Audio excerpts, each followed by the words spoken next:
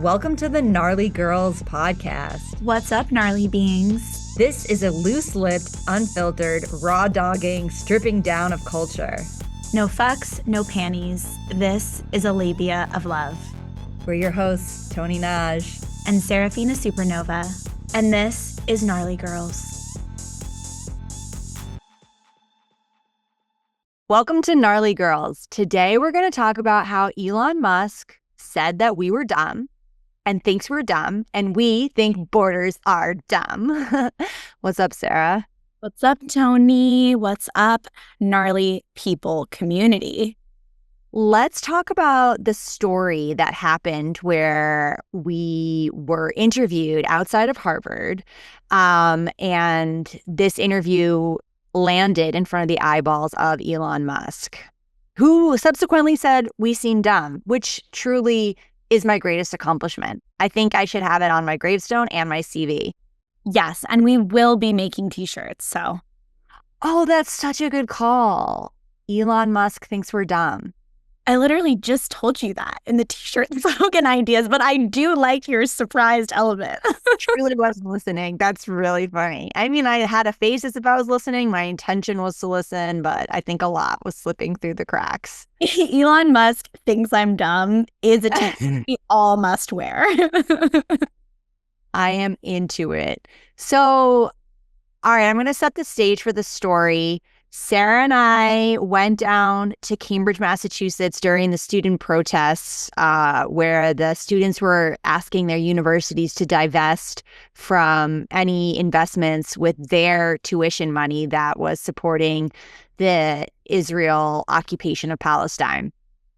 So we wanted to go down there to see for ourselves what was going on, to support the cause, and to just witness how it was happening. Like, it felt like it was a big deal at the time. So we got to Harvard because we were going to do a tour of all the campuses that were doing the protests. And when we got to Harvard, Harvard was completely blocked off. The police had it so no person without a Harvard ID could enter into the Harvard quad, which is not normal. And we would have to kind of peek through the gates to see what the Harvard students were doing, but they were completely sequestered. Yeah, truly every single entrance, because we made a full circle around the campus. We tried to break in, yeah. We tried to break in. We were like, is there any little, brick ledge we can hop over? But they truly had police, security guards, folks at every single possible entrance. Yeah, which is so ironic just from a metaphor perspective that Harvard has these gates around it to both keep people out and keep them in, as one of the most prestigious global institutions. I just was like, wow, this is real. This aesthetic is matching the intention of private institutions, which let me just say that all of this government hacking, I am an anarchist through and through. It's not as if I am super pro-government. But I will say that all this government hacking is about privatization. And when this current administration is going to be hacking all of these government programs, the eventual solution to the needs that will be displayed will all be private companies taking over, much like with the healthcare industry. So it is interesting when we look at the physical manifestation of privatization within Harvard. It's oh yeah, walls, actual walls and guards and policing. Talk about a police state. Yeah, borders as this way to gatekeep. Mm-hmm. Gatekeep out and eat. Sorry to interrupt you. Keep people out and keep people in.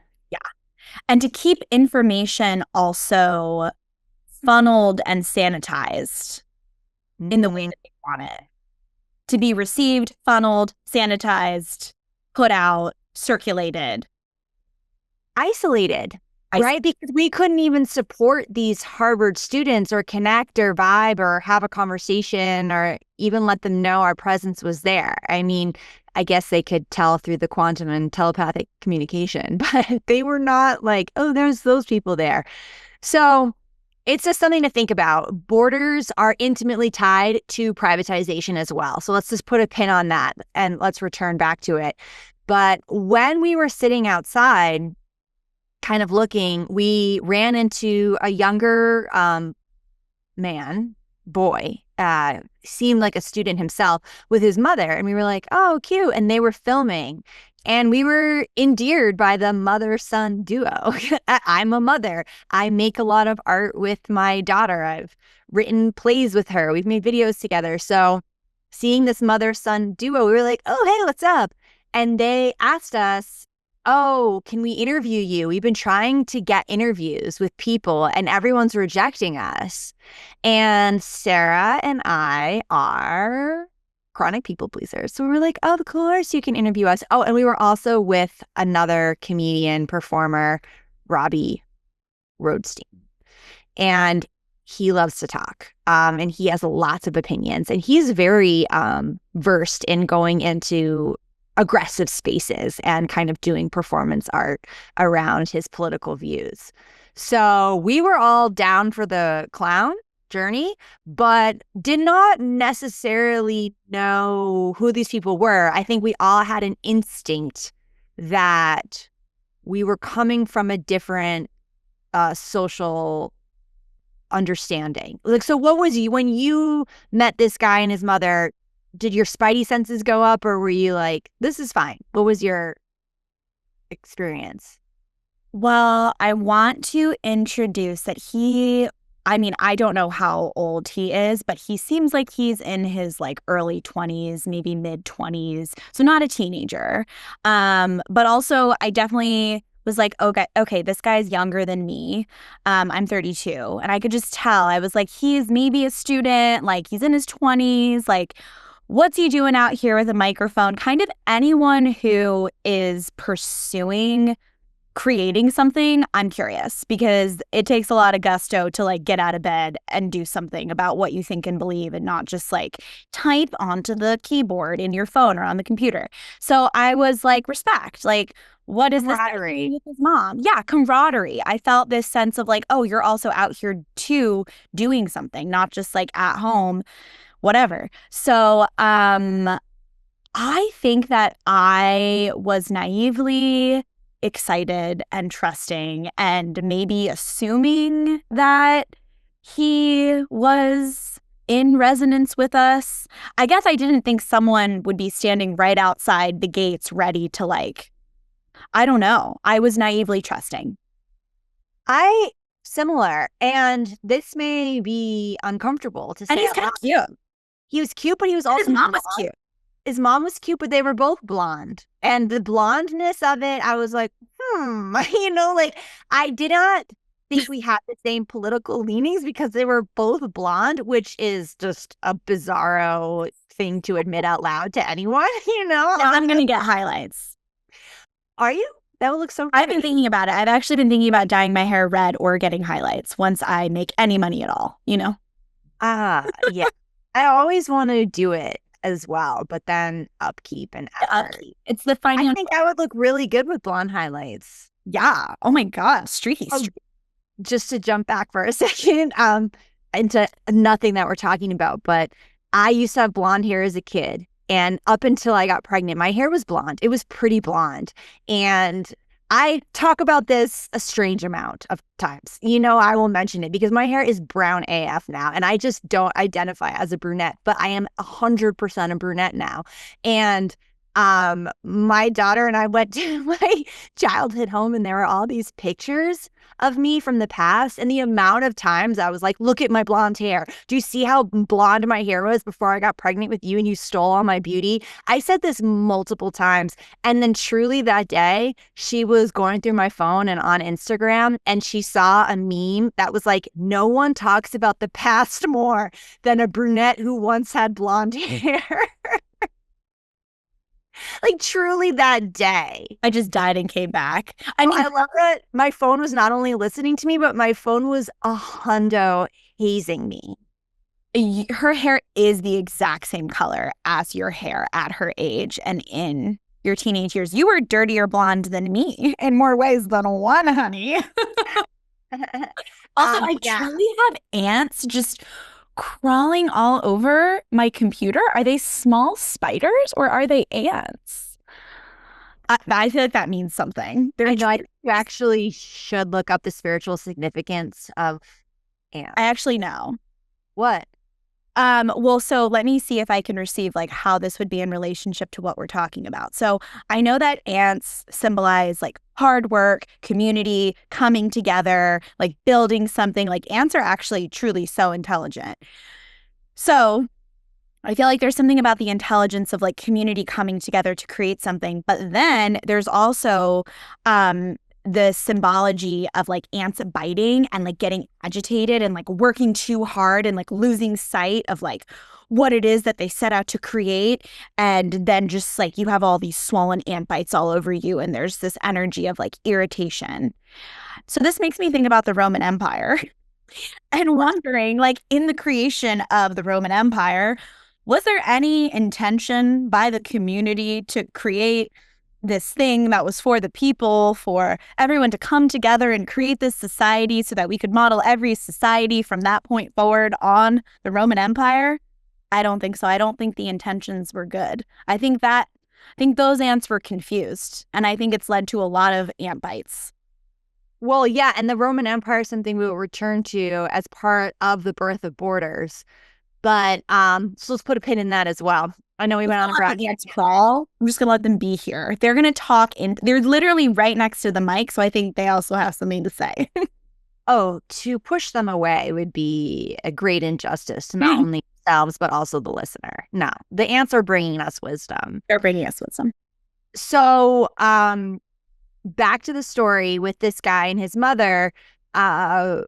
He asked if he could interview us, and we were like, "Of course you can interview us."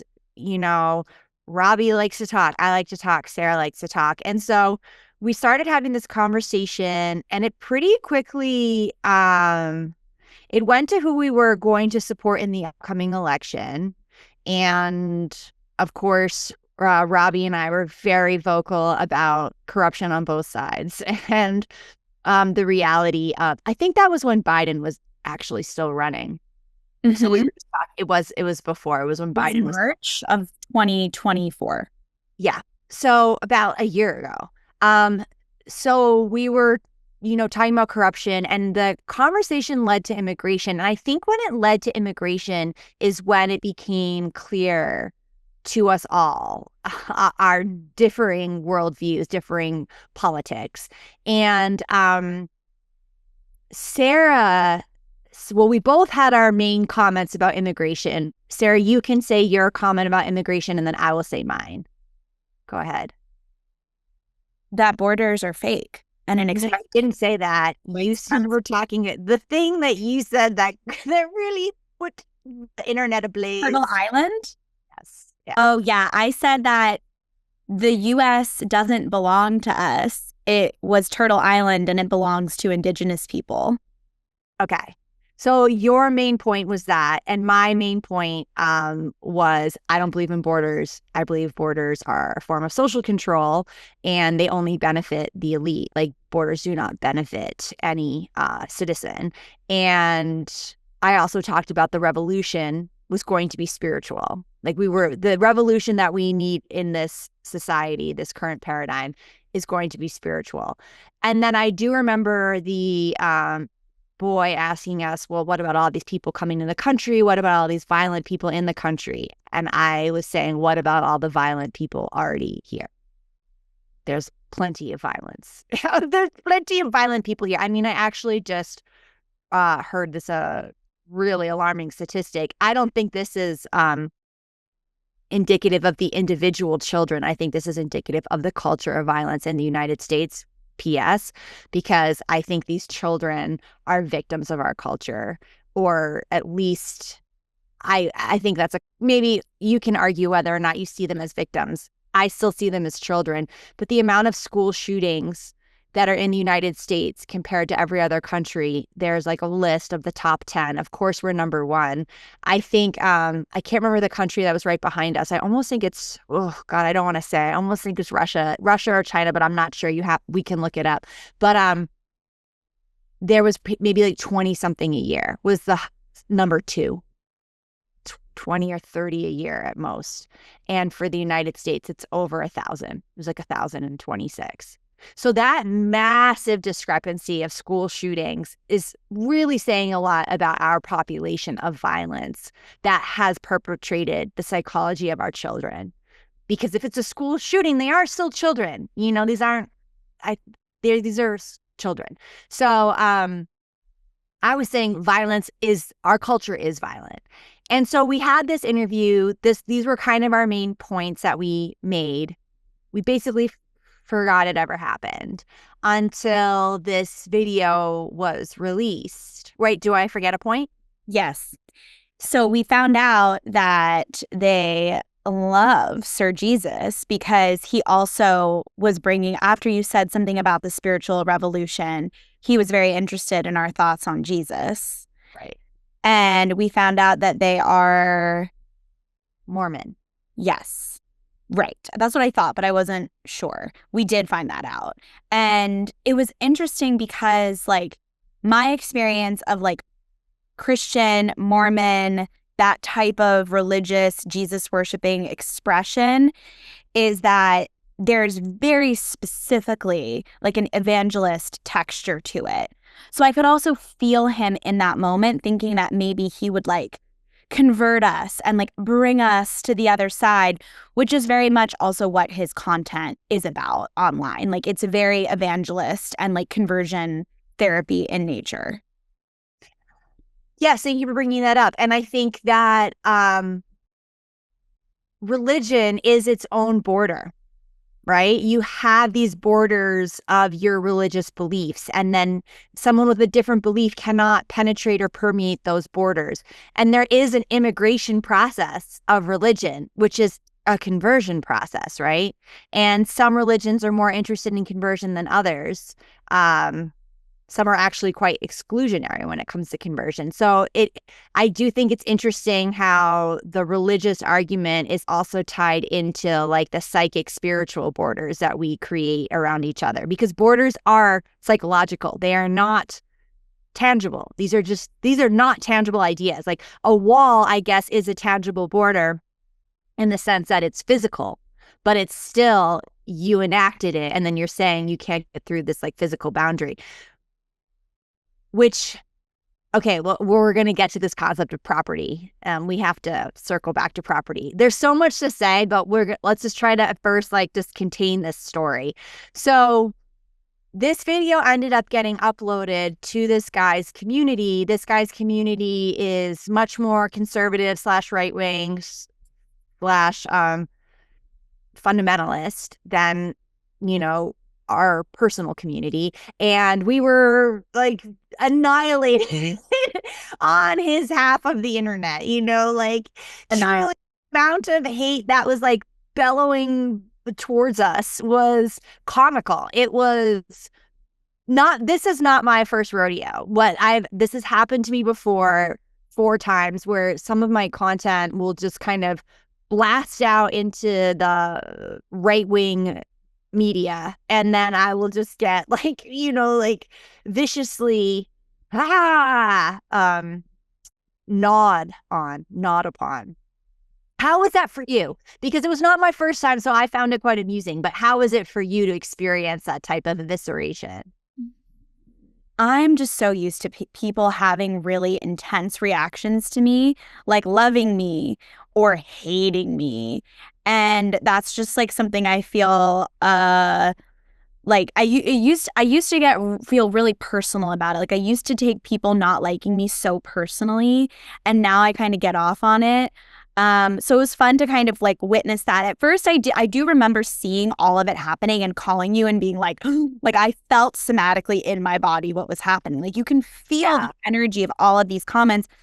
But then, because I don't have insecurity around my intelligence, at least in the same way that I used to, not really around the way that I look, at least in the same way that I used to. Like, we've healed a little bit of, like, the intellectual and body dysmorphia, which were, like, the main things they were commenting on. They were either commenting on our intelligence or the way that we looked or the way that we talked, which has also been critiqued. Like, the amount of times I have been told if I just talked a little more seriously and didn't talk like a Valley girl and didn't say like so much, that I would be taken more seriously. So I feel like it like hit all these nodes for me that were familiar.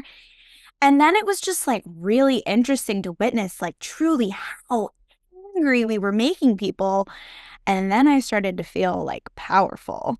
I was like, oh, wow. Like we made so many people so upset and so uncomfortable. And they think we're on drugs and they think that we don't know what we're talking about. And they think that we're ugly. And there is like a power in being this rejected. Yeah, was there any other, did you feel any like in the beginning, like fear or trepidation or nervousness? Or because, you know, a lot of women, I think the hard part about putting yourself on the internet is the level of hate that you can get. So like, because it was your first time receiving that amount of hate. Easier because you were in community with me and you didn't feel as alone. Like, you know, yes. well, what else? Yeah. I think definitely not going through it alone was huge. And also just like the security of these are things that I think about all the time. So what I was saying when he was prompting us, it like wasn't my first time thinking about these things, nor was I like reaching for what I thought and felt. I feel very convicted still that this is Turtle Island. It belongs to Indigenous people. And I would love someone to argue how you can have nationalism and patriotism for this country that was founded on rape and genocide, which is also what we said on camera to him. We talked about the United States of America being funded on rape and genocide. So how can you be a nationalist? How can you be patriotic? How can you love this country without not also simultaneously supporting rape and genocide? Like, to think that this country was founded on something other than that, I think is really problematic and dangerous. And unfortunately, what a lot of like white nationalists, as we talked about in our last episode, and patriots and like maybe people in his community, like I think they support the founding fathers. I think they love the founding fathers. I think they would suck Lincoln's dick if given the opportunity.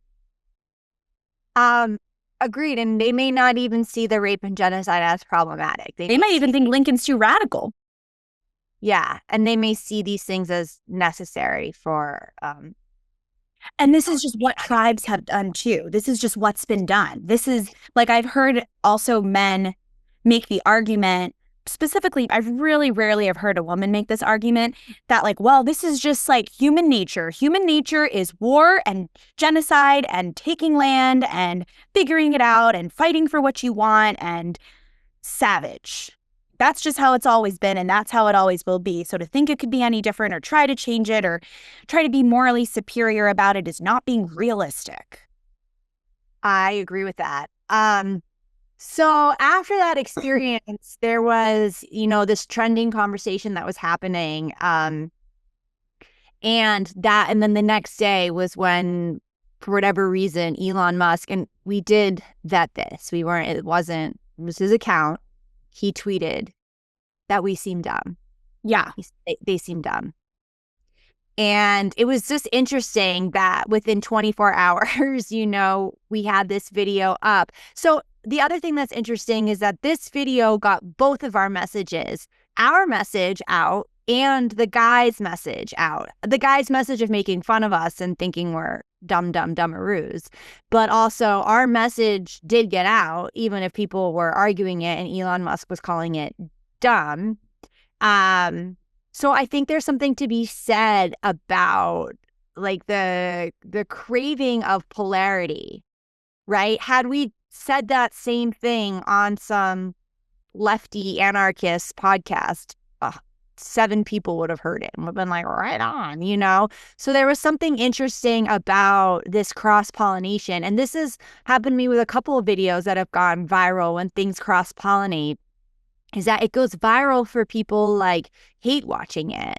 However, the reason why I am not bothered by a hate watch, and, you know, this took its own journey for me to get there, was just recognizing that, okay, so I made a video about the military industrial complex and its relationship to climate change, that Ben Shapiro ended up like whatever, looking at one of his YouTube channels where he like makes fun of libtards, you know, and libs of TikTok. That's what it was called. Like they would send him videos. He'd be like, everyone's so dumb. But when he saw my video, he was, not to brag, I felt like he really liked my video actually. But he also could never unhear my video. And all the people that watched that video could never unhear that video. And they could never unhear the points I've made. And I think the same thing with the video that, you know, when we were being interviewed, they still had to hear it. That still did permeate their consciousness. And there is something valuable in that. And I think that's the thing that is difficult, is that it's often through controversy. It's often through people hate watching. It's often through people making fun and like feeling rage. But it's only through that funnel that they would even listen to a video or listen to a point. So, I mean, I don't know what to do with that, but I do think that's compelling, you know, and you have to be, if you want to be heard, not in a vacuum seal or not in an echo chamber, you have to be willing to be like pretty violently hated, which is, you know, its own medicine. I mean, it's certainly medicine for my chronic people pleasing. Like just getting more comfortable with that feels like the only way that you can, your message, your art, what you're creating can grow in visibility, because polarity is part of like the catalyzing of it.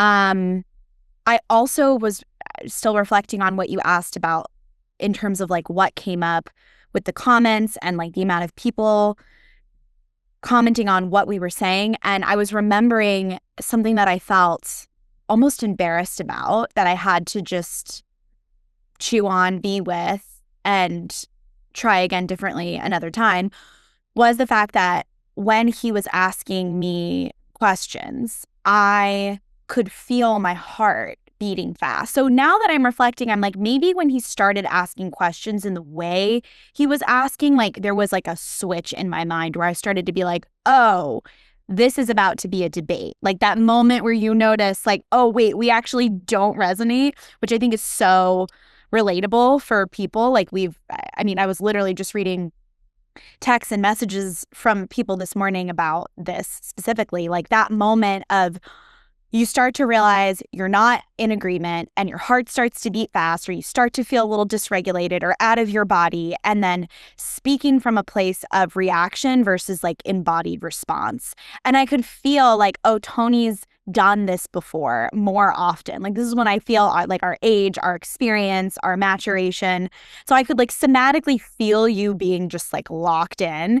And I could feel like when you're holding a plank, for example, and you're like shaking to kind of grow the muscle tone and like the neurons and the mind-body connection, I could feel that shake of like finding my voice. Not like I hadn't been interviewed, like I said, not that I hadn't been asked these questions before, but it just felt like I had not been interviewed on the street before. Like this had not happened to me without prior preparation, if you will.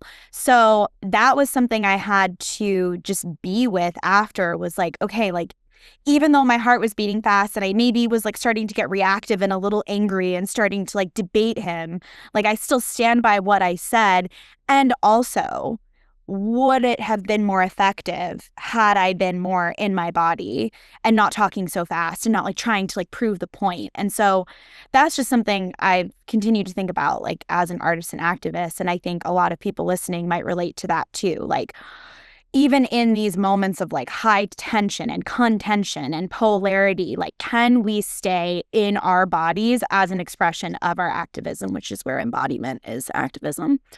Yeah, I'm really glad you brought that up because that takes practice. Mm-hmm. And in order to practice that kind of debating conversation and also how you communicate, you know, with someone who you're not necessarily agreeing with, there is a energetic thing that happens with the body where the more nervous you get, the more unclear you are about what that person wants, the more past traumas you had, the less quote unquote convincing you're going to be, because there's going to be this other energy, this like layer on top of the points.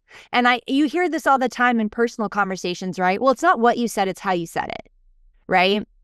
And the amount of fights that people have, not because what was said, but how it was said, is insurmountable. There's so many, right? So we as let's just say activists or whatever, we as people who want to promote a certain message or promote a kind of dialogue, a philosophical inquiry, the practice of not only embodiment, but, and I have nervous system regulation now, that's just such a buzzword that means nothing. But it really, for me, it comes from a place of neutrality, where you're kind of like neutralizing the body, you're taking whatever anxiety and you're not squashing it down, but you're dissipating it, because that is when you're going to get at the root of conversation. And I remember, and I think I'd love to tell this story in greater detail at a different point, because I think it's a really powerful story about radicalization. But I once had an interview where I was interviewing someone who just was like much more experienced than me. It was like, I don't know, 12 years ago or something. He had a lot more experience, and he was also pretty charming, and he was pretty funny and kind of like flirty. Not that anything was going to happen, but he knew how to like manipulate the conversation in a way that I just was not prepared for or like hip to negotiating.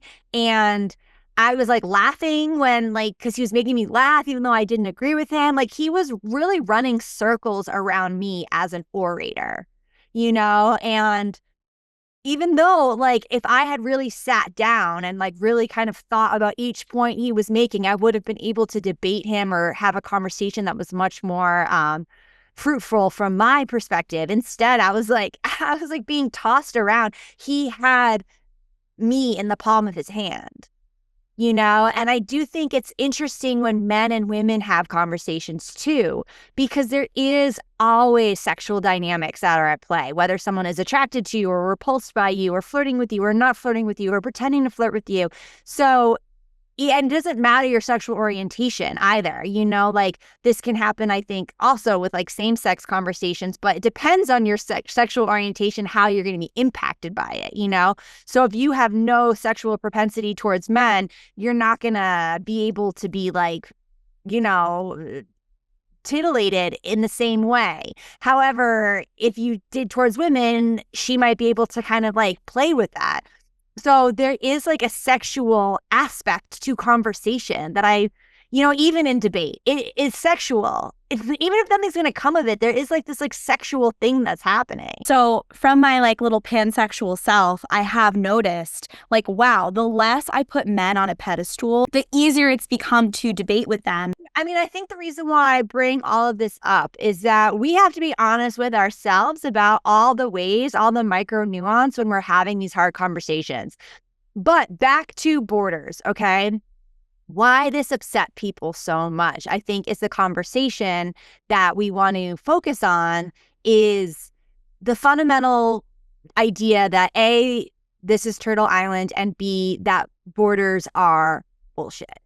And I remember I was on a podcast with a guy, a male host, and we got along great. We had a lot of similar ideas, a lot of similar thoughts. We were talking politics. But when we got to the border conversation, he lost his fucking mind at my perspective. Truly, he was so, he was so uncomfortable. He was sweating. He was upset. And we got into this whole big debate about borders. And so what he was representing was this idea that for him, and I think for many people, borders are very intimately tied with the concept of personal property as well. So it's if you were to take away this idea of borders, and you're also taking away the concept of personal property, which is very disorienting and unsettling. And as a person who really advocates for the idea of community and also deeply, deeply does not like being in community, has a really hard time. So I understand the desire to self-sequester and to kind of like be like, no, go away, everybody. This is my space. I don't want you in it. Yet, to what extent is that a psyop? And to what extent is that a natural reaction to just kind of a very toxic communication style and ways in which we have all come to self-organize and be within community, where community is exhausting. My issue with community is how exhausting it is. And being around like people and everyone and their ideas and their thoughts, and I'm just like, let's just do it my way because I thought it through, so I get it. I understand this like obsession with personal property. And I think that is its own like self-colonizing that has happened because we are not in the practice of genuinely living in community. So what do you think about personal property? I mean, two Capricorns talking about community and the need for personal space is just going to be astrologically like influenced. So if you don't know, we're both Capricorns, okay? Yeah, I mean, I do feel like as I have understood what it actually means to set a fucking boundary and that I am safe to do that, engaging in community has become, I hesitate always to use the word safe, but it's felt like a safer experience for me because I know if I need to negotiate something, I can.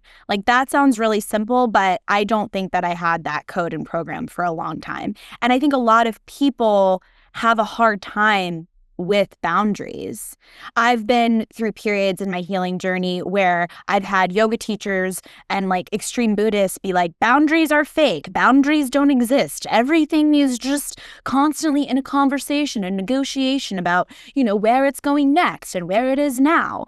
And I understand that on like a spiritual, philosophical, quantum, watery, plasmic level. But then on like the human feminine, being a woman and survivor of early childhood sexual abuse and so many rapes level, and just having been extracted from so many times, that just comes up for me when it comes to community and relationship. And I do feel like even with my husband, like I'm in this constant negotiation and conversation of like, what is my space? What is your space? When do we come together and share space? Like what parts of the house are our domain? What are we each responsible for? And so I think for community to be effective, there has to be a certain level of consciousness that everyone's operating from. So what I thought was interesting is that you said the more emotional boundaries you have, the more psychic boundaries that you have, the less need there is for this collective boundary of personal property, which is such a paradox, right? Because again, all of these ideas are they're manifestations of an agreement. A border is an agreement. It is not real.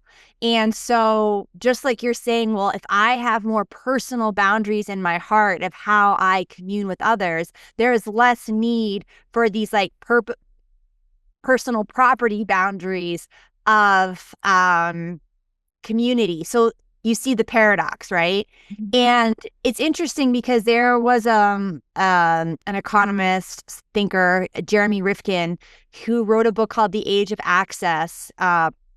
I don't know, maybe in the early 2000s, I read this book. And he was talking about the future of the economy is all going to be about access.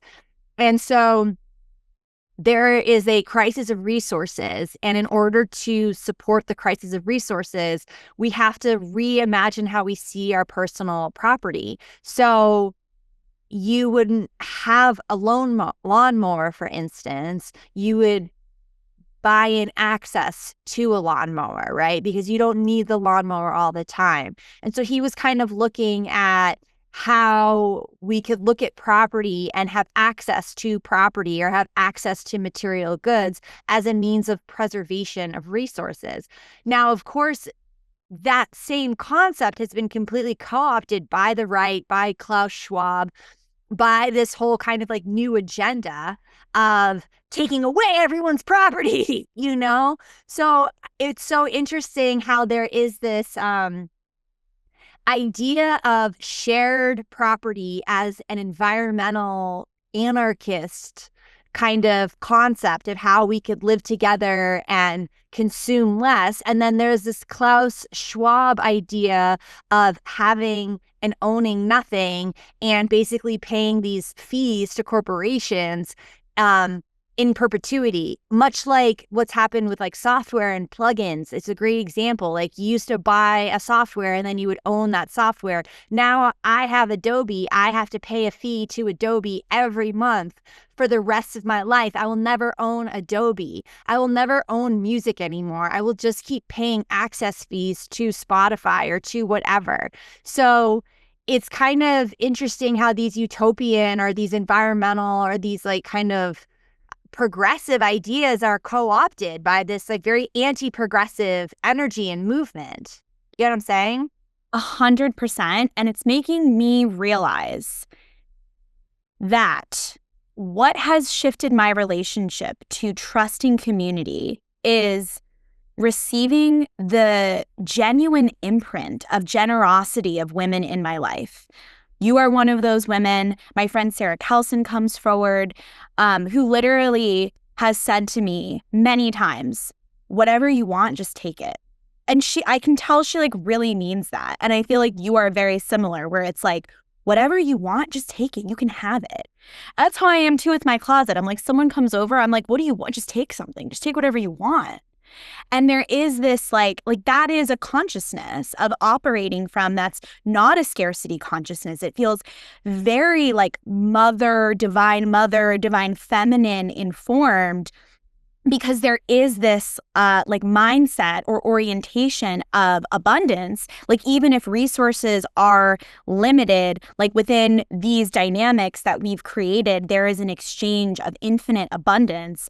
And what is it to live inside of relational dynamics like that? And then I think about, just because I'm using both of you as examples of this, not to say that there's not many more people in my life who've also taught me this as well, but you're both just prime examples of the way that when you receive that kindness and that like generosity from someone, it changes you. And then you want to show up in the world differently. And I think if we were to look at this dude who interviewed us on the street and his friendships, if we were to look at people who are really like excited about like mass deportations and ICE and borders and patriotism and nationalism, and you looked at their personal relational dynamics, I wonder how much generosity versus scarcity you would find. Yeah, that's a great question. And okay, let's talk about, there's a lot to talk about when it comes to like immigration and nationalism and patriotism. But the reason why I think borders are a tool of social control is that if you're going to look at any sort of conflict, any genocide, the government benefits from a land grab. The government makes money from these wars. The businesses make money from rebuilding and the contracts. So it's like we're seeing it play out right now with Gaza, how the Israeli government, the American government, and the businesses that are going to rebuild Gaza are going to financially benefit from this genocide, right? That money is not going to trickle into the citizenship. This isn't like Reaganomics, voodoo economics, trickle down systems. That's not going to happen. That money is going to be concentrated. And then the Israeli people, the American people will have access, right, to go visit Gaza or to go to the resorts or to go wherever is being rebuilt. But they are not going to be getting the contracts. They might get jobs working to do the development, right? So the social class is going to be constructed by the business and the government, who are going to be the major profiters from this genocide, okay? But they need the people to be nationalists in order to fight the wars and in order to uphold the genocide. You need the people to be like, no, my land, my people, my this, my that, right? So nationalism is really about convincing people to go to war. Nationalism and patriotism is about convincing people to accept mass murder, to accept your son dying or your husband dying or you dying because it's honorable, because you're protecting the country and you're protecting your own national identity. Literally, I feel physically nauseous because I'm just like what I saw in that moment was like soil and land and plants and animals and how disconnected it is from that. That country is so separate from land. And it is similar to the way that we treat women's bodies. Like, this is property. This is something for me to grab and take and utilize versus like, this is sentient and alive. Yeah. Like, the land is sentient and alive. I believe there are inner earth whole dimensions and realities of things happening. I talk to animals daily. The soil feels pretty communicado to me. Those mushrooms are singing. So I think also disconnection from animism is a huge agenda of religion, Christianity especially. It's literally seen as blasphemous to engage with animism within Christianity. And I don't think there's a separation between church and state in this country, obviously. And yeah, that feels like it's real impactful. The lack of belief in magic and animism. Turns out Sky Daddy can't do everything. Right, because if you don't believe that the rocks talk, and you don't believe that the rocks are conscious, and you don't believe that the river and the water, I always think about that Pocahontas. Did you ever see the Pocahontas movie? Yes, of course. And that song, in 1993. People who are people, know. No, I wore my grandpa's wolf shirt today because I was like, we gotta bring in the animal. I was also thinking about territorialness and kind of negotiating that in my mind, because I'm always also thinking about I hear these dudes when they're like, wow, indigenous tribes, this and that, and land grabs and fighting and war and human nature. And then I think about animals and I'm like, yeah, a wolf will just fucking rip the head off a rabbit. But that's different than we are part animal, but we're also humans with agency and thumbs and prefrontal cortexes and a lot of other things happening. And I believe on a spiritual level, there's a cosmic agreement that human beings are supposed to be stewards of the land and of the animals. And that's just my personal orientation.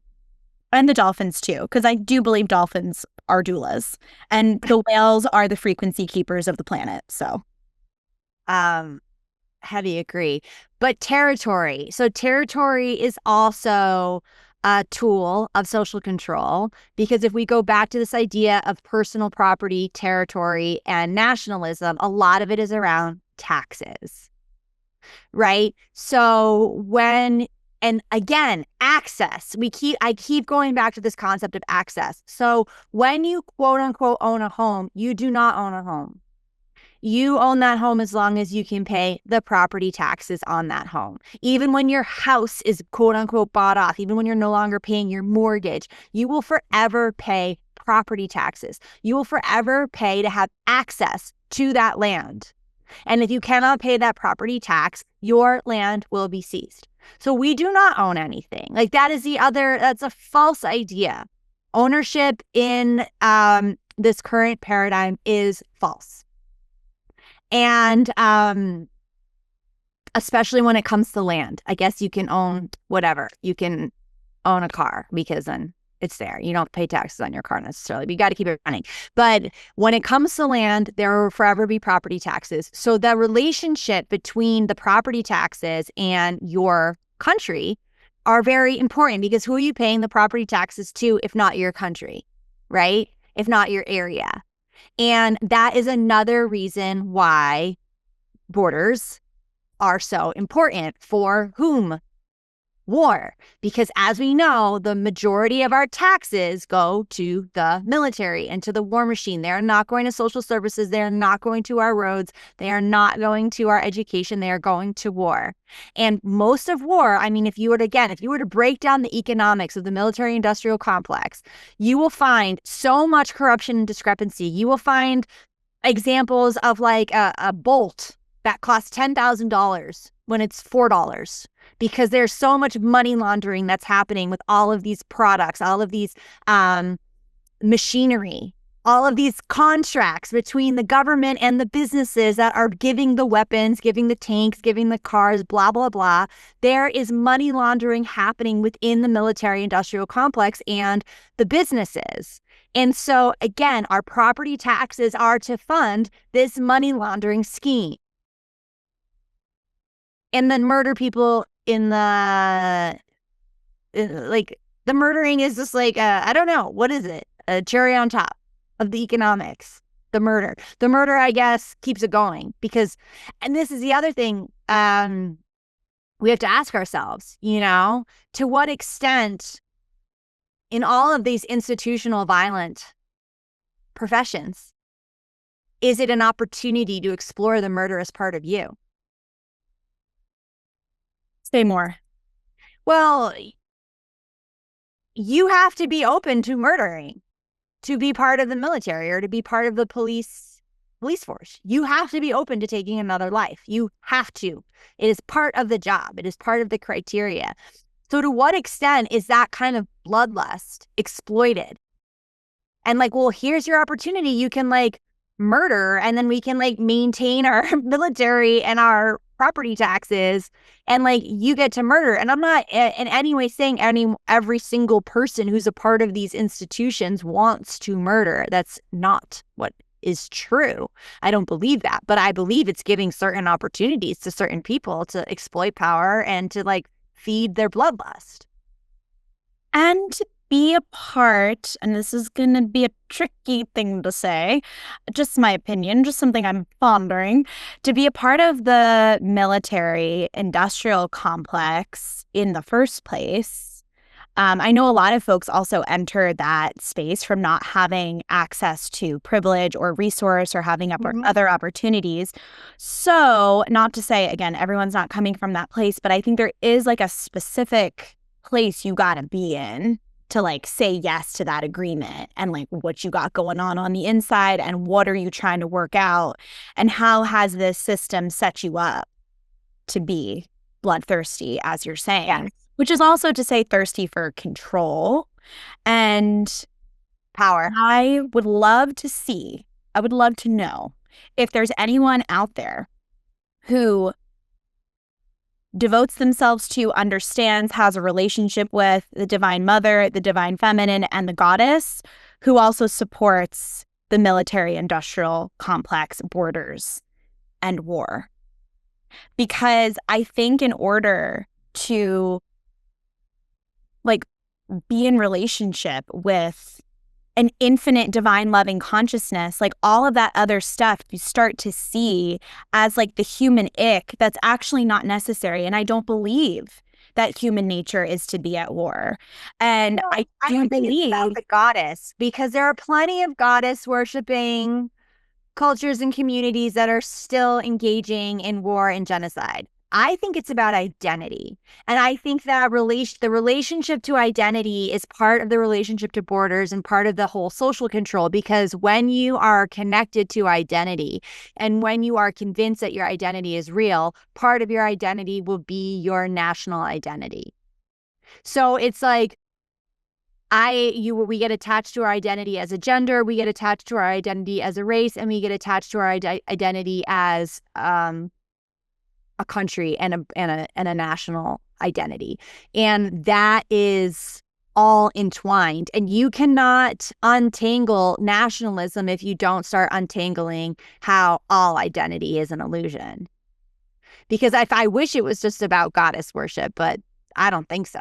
But goddess worship is also different than actually understanding the consciousness of source, like on our inner planes. And I think that there's a lot of places, spaces, and people and cultures that are like worshiping what they think is the goddess, but it's actually this like patriarchal interpretation that's just been handed down over centuries.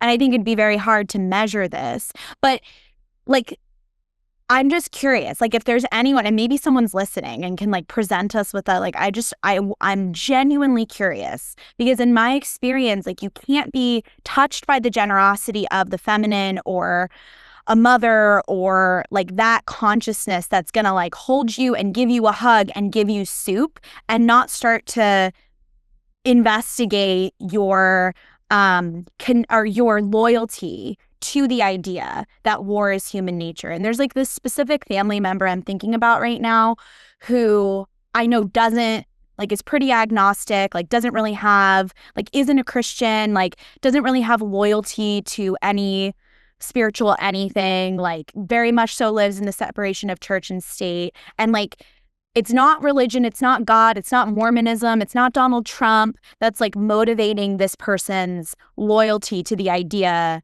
that humans are just going to be at war and borders is how it is and this is how you do it. He's not, yeah, he is also been a part of the military industrial complex, I should say that. And okay, well, there you go. There your answer right, is. That right. But he also didn't have to do that. Like that wasn't like a fort. So he chose to enter that. And like he has this idea that humans have always been at war and they take land and they kill and they rape. And this is just like how humans are. Like he believes this is how humans are. Like kind of similar, honestly, to the Christian paradigm of like we're born sinners until Jesus saves us and we are forgiven. Like humans are fundamentally flawed or whatever, but that doesn't mean that we're meant to just be fighting and grabbing power. But he believes that that's just the way it is. And I think there's a lot of men specifically who believe this is just the way it is. This right. And I always been. It's tied to two things. One, honor. And two, the masculine idea of protecting women and protecting children and protecting women and children. So you are honorable within that paradigm of fighting wars because you're protecting the women and the children of your land. And that gives your life meaning. Much how many women, when they have children, their life suddenly inherently is more meaningful. Having a kid, if you're questioning what you want to do with your life, and if you're questioning the meaning of your life and you have a kid, you have an answer.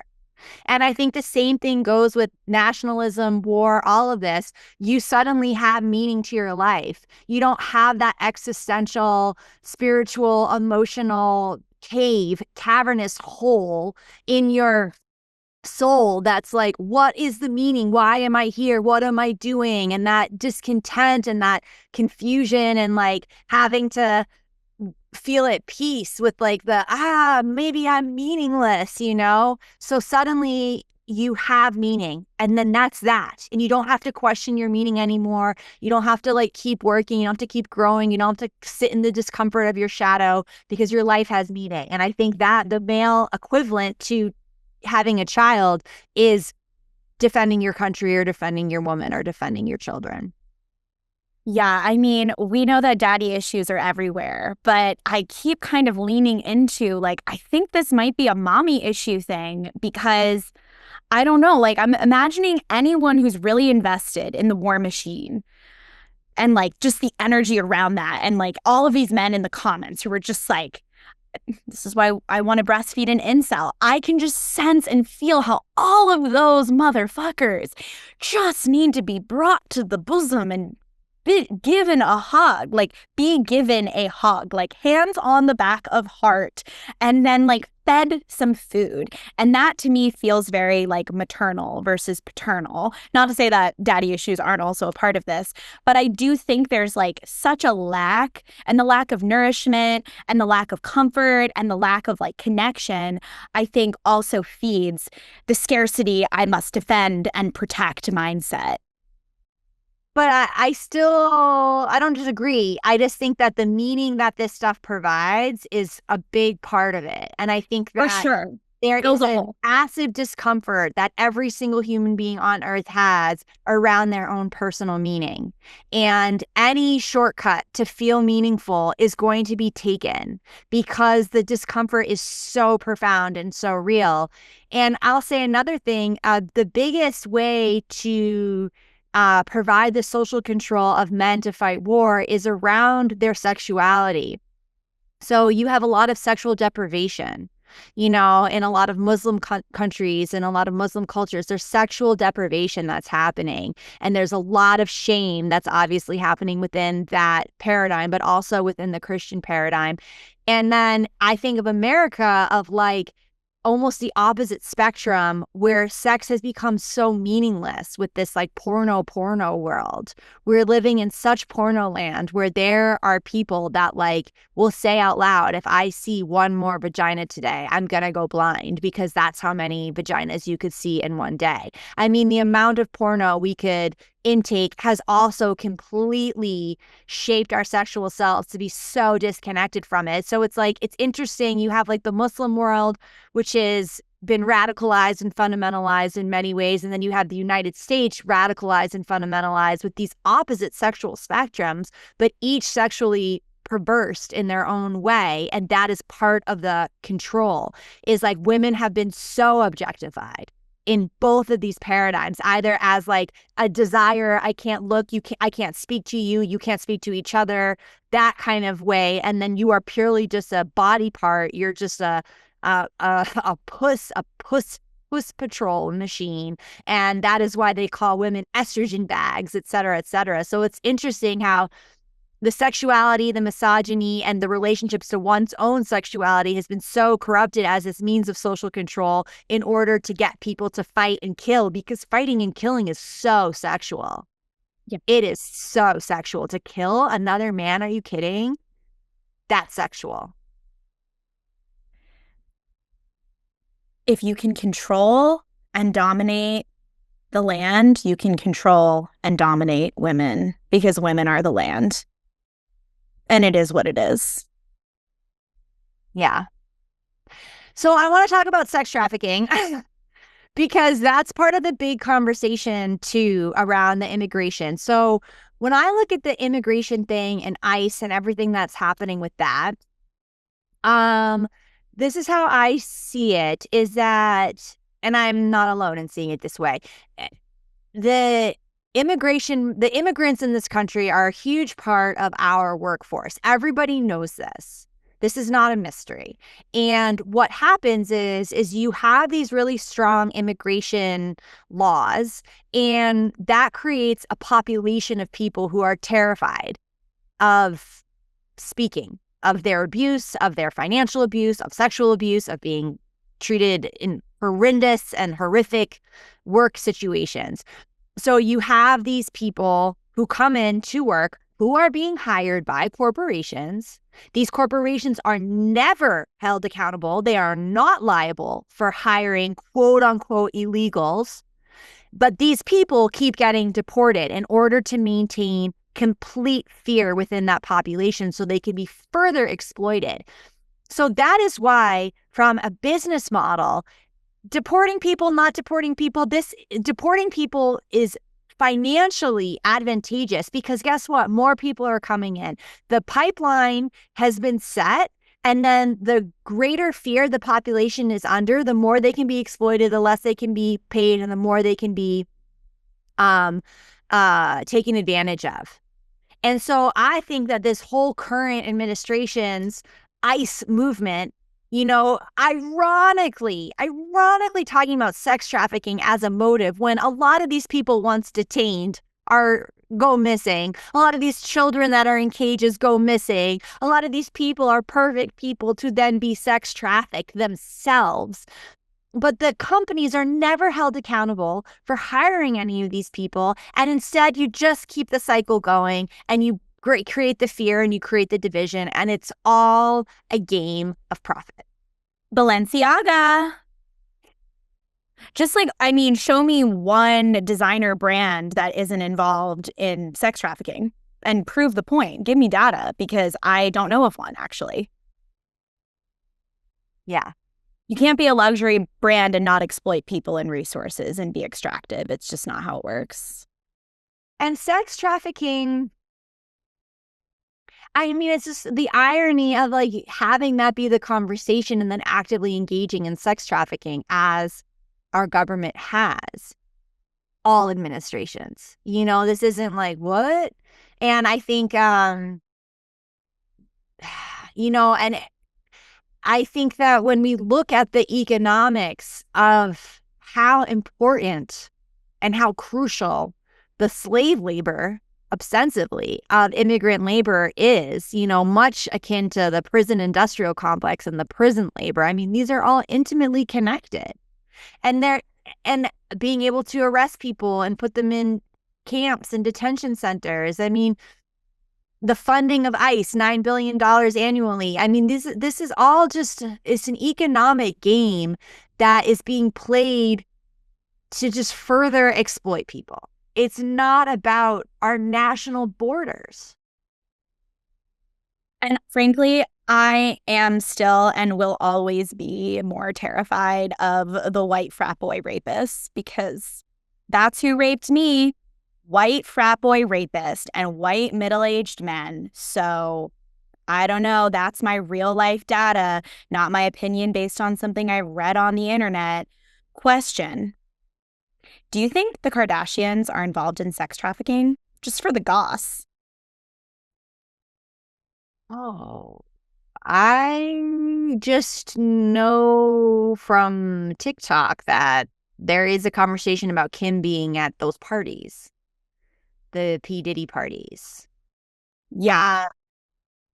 And also, let's talk. I mean, I think like when we talk about sex trafficking, there is this, and maybe I'm wrong for the listener, but I think there is this like assumption of this like being always like very underground and like people then are like in caves or something. Like there's also a lot of people who are sex trafficked who like live in apartments and like are your barista and stuff. It's also a psychological prison that people get into when they are, you know, kind of brought into this thing and then horrible things happen to them and then they keep kind of doubling down and it's like this whole cycle of abuse. But it's not all like women like or boys chained to some dungeon. People that are sex trafficked are like living amongst us all the time, you know, they could be anyone. So I also think there needs to be like a greater conversation around like what sex trafficking actually looks like, because it's not, you know, it's like, it's not just like a Liam he's the one taken. It's not just that, you know. I know who you're talking about, but like 20 movies saving his daughter from being sex trafficked. I'm just like, maybe she should. Oh yeah. Yeah. I mean, I only saw one of them, but I think it was.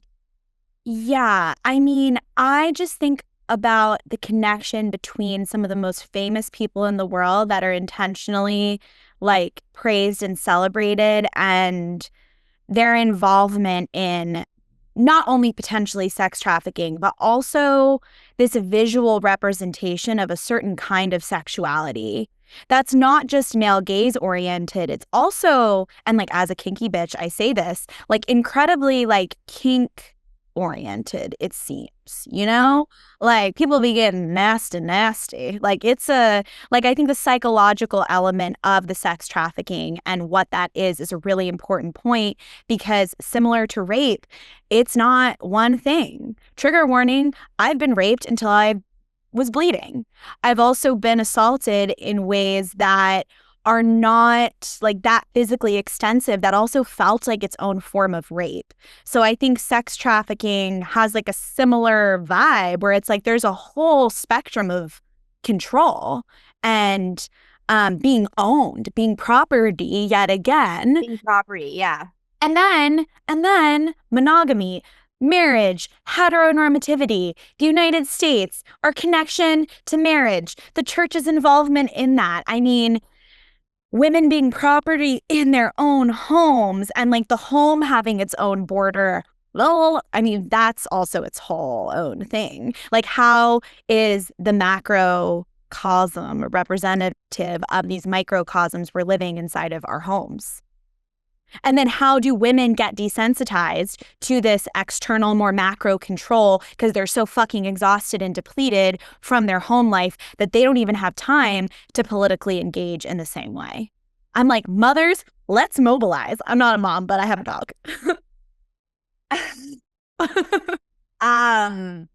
Yeah, and the other thing, what I'm thinking about with ICE and these people going into schools, and I think there is a very public display that is happening, and that's very intentional. That I think the psyop is how public this is and the humiliation that this is doing to these people. And so there's like this public humiliation, chastising, like you're bad, and then taking them away, and how we as American citizens are just like, well, what can we do? I don't know. As this person is just carted away, when, I think it's another kind of experiment of how much they can get away with and how much we'll tolerate because of authority. So you have ICE as this authority coming and like taking and putting people in like trucks and just like taking them away. And we're like, bye, like good luck to you. And what is the accountability of these people's safety?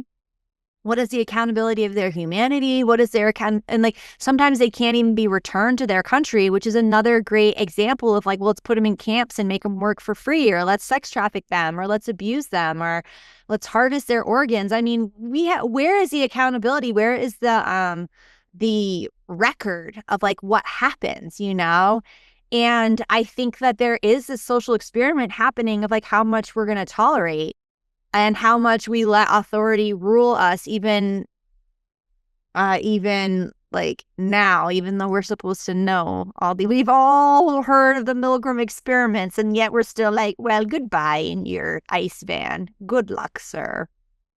The abuser is always interested in how much they can get away with. Yeah. And they will push you to every fucking edge that you have until you react, and then they can gaslight and blame you for being crazy. And that is how it works. And that is what's happening, I believe. And I do think there is a very strong thread of how much can we get away with? How much can we how can we use propaganda and media, and also the way social media has totally changed and dominated in a different way since 2020, to funnel the information the way we want it to funnel and push them to their edges? Because also on a spiritual level, the fear and the confusion and the chaos is siphoned and it is used in the spell work. And I will say this until the end of time, and every lifetime I come back to this planet. Like, if we think that the oligarchy elites don't know what magic and manifestation is and what astrology is and how to utilize it to their benefit, then I just think we're being real naive. Because I think they do. I mean, they know exactly there's too many things that happen astrologically that I'm like, y'all are doing some weird rituals, and that's all I'm going to say about that. I'm going to be over here doing my ritual. No, they definitely understand astrology, magic, and all that, without a doubt. And I mean, I think if we're going to talk about our concern with sex trafficking, I think we also have to look at our political system in a major way, and our religious system. And like, I'm just like reminded of, and again, entertainment purposes only, but like the conspiracy around Oprah and her schools, and how those were like funnels for sex trafficking. And then of course there's the Mother Teresa. I don't know if you jumped down that rabbit hole. No, Mother Teresa. Oh, you know what? I think it's something that like we need a conspiracy episode where we just lay it on the table. Absolutely do. Maybe that's for the Patreon, because I mean, I don't really want to invite in another experience that we had with those comments, but maybe on Patreon it can be safe. But I mean, just dive into it yourself, looking up Oprah, looking up look up Mother Teresa, because I love her book, The Interior Castle. It talks all about like higher self-embodiment and like accessing these interior planes to like connect to the divine. So I'm curious. No, yeah, it's upsetting. But the only reason why I mention it is that like And again, these are all like alleged, who knows? But I just think that like sex trafficking and sex slavery and all of these things, they're deeply, deeply embedded in many, many systems of society and is a huge economy. It's an underground black market economy. And I don't even think that we could measure the financials of it, like maybe people have tried, I don't know, we could investigate, we all should investigate the finances of this. But I mean, the economy must be so large because so many institutions are invested in it ultimately. And when I think of these immigration laws and when I think of everything that's happening right now, I do think that it's very highly motivated by money. Obviously, we're always following the money. So there is the like the more surface level economics of the businesses getting cheaper labor. That one's obvious, but I do wonder around the black market aspect of it all and how that can be not only investigated but quantified. And also the way that they like to do it under our nose, because I think there's a sick satisfaction of getting away with this level of mass manipulation. Like, if you think sex trafficking wasn't happening during the Super Bowl, I'm truly confused. Like, if you think sex trafficking does not happen at the Olympics, like any large event where all the world's eyes are on, or even nationally, because the US is unfortunately so powerful, like there is an element of sex trafficking, drugs, and rape happening. It's just what it is. Yeah, not because it's human nature. Not because it's human nature. Not just because, I mean, what a crazy thing to say. But I do think that's where, I mean, you said it on the video outside of Harvard, on the interview outside of Harvard, like, we need a spiritual revolution. Like, this is spiritual. And it does come down, like, forget your identity. Like, what do you believe? Like, what do you believe? Even if you don't know, like, I am someone who feels like, I feel like my beliefs are constantly shifting and changing. Very Sagittarius and my North Node and my rising sign. Like, I like to like change it up. But I also do have some like core beliefs that don't shift. And that those beliefs took a lot of practice and nervous system titration and space and capacity. Like, if we're not going to say nervous system regulation, let's say like capacity to actually process information and then arrive at a conclusion that is like morally sound and not superior, which then goes back to Snow White supremacy. Yeah. Like, you gotta feel real morally superior to think that this is just the way things are. This is the way they've always been. They can't be any different. And it's also just, I feel like I've heard a lot of like Black activists talk about this. Like, what a lack of creativity. Truly, how lazy, and I don't like that word, but like, what a lack of creativity. What a choice you're making to not be creative. That's a real boring choice. To not like imagine a better world. I mean, I think the thing that I'm seeing and the thing that I'm noticing is that this is the building of a better world for a lot of people. That is the disconnect. Is that like when I see what's going on, I'm like, and I'm feeling all these feelings of horror. And there are other people looking at the exact same scenario and being like, good. Because they believe that we're separate. And that is about identity. And that is about, I think, this like spiritual existential confusion and like not knowing how to sit in that discomfort. And I think people are constantly sort of seeking solace to that. And that's why we live in such an addictive society, because the addiction is what's taking you away from that discomfort. And so, I mean, I think the thing that is hard is like, how to break out of the echo chamber, right? How to not only talk. I mean, we really gotta interview people or something that feel differently than us. There has to be more cross-pollination. Well, we have approached our friend. We have approached our friend, and we Can have we say his name, or should we save it? No, we'll save.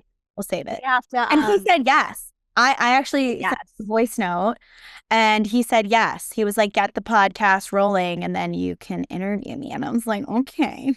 Yeah, I mean, I think the thing is that we do need to cross-pollinate because to me, the thing that's hard, okay, and I will say this even about Elon Musk, who I am not impressed by. But like, I saw a video the other day and someone's like, what would you say to Elon Musk? And they were like, fuck him, you know? I understand the anger. I understand the anger. I'm not like saying the anger isn't justified or valid, but he's still a human, you know? Like that is why it's like the lizard thing. We've talked about this before. We have to understand that all these people are human and we cannot dehumanize billionaires. We cannot dehumanize politicians because then that is paving the pathway for dehumanizing immigrants, you know? Yeah. I respect. And we have to see them all as humans, you know? And I think the thing to button this episode up because I'm hungry and I want to go eat. No, I know we're fading. We're like cranky. No, I'm getting hungry, but I think it's like the revolution is not going to happen by finger pointing and blaming and saying everyone's an a-hole. It's going to happen with your own self-reflection. And we must humanize those that are oppressing us in order for those that are oppressed to maintain their humanity. Confirmation sneeze.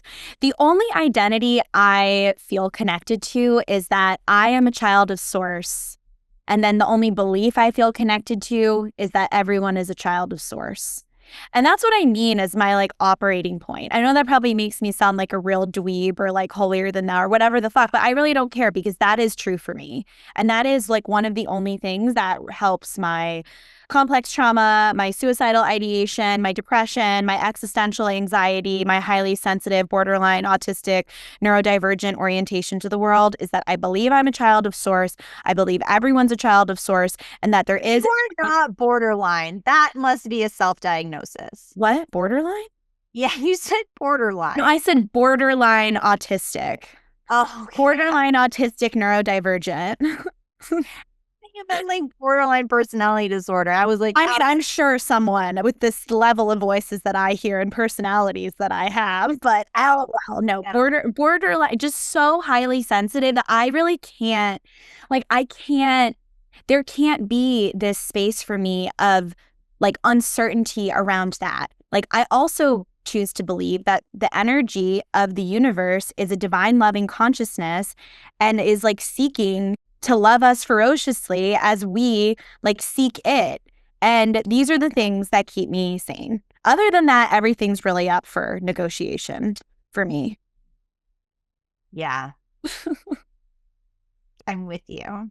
The ants are still everywhere. Also, one of them at one point just crawled across the camera and there was like a black splosh of the ant body. I wish I noticed it. You were in it. I didn't want to interrupt. I was like, whoa, this ant is confirming right now. Oh, I wish you did interrupt. Well, I love you. Thank you for having this conversation. I think, you know, we did the best we could within this here and now moment. Yeah. And I would say, like, use Gnarly Girls like this space for your own personal research and conversation with yourself about all these things, and know that the episodes talk to each other.